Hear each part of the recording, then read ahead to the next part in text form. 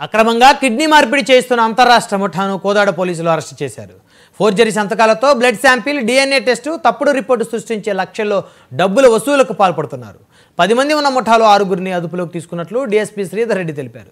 కోదాడకు చెందిన సత్తూరి నరేష్కు విజయవాడలో కిడ్నీ మార్పిడి చికిత్స చేయిస్తామని నమ్మబలికి ఫోర్జరీ సంతకాలు, తప్పుడు స్టాంపులను సృష్టించింది ముఠా.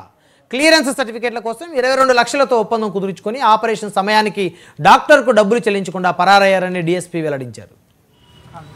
సూర్యాపేట జిల్లా SP Shri K Narasimha IPS గారి ఆధ్వర్యంలో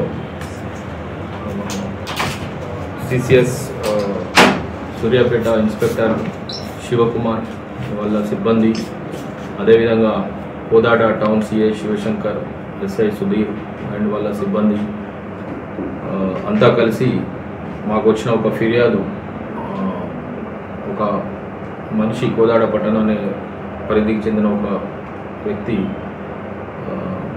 కిడ్నీలు ఖరాబ్ అయితే అతని ఈ కిడ్నీని తీసుకోవడం కొరకు విజయవాడకు చెందిన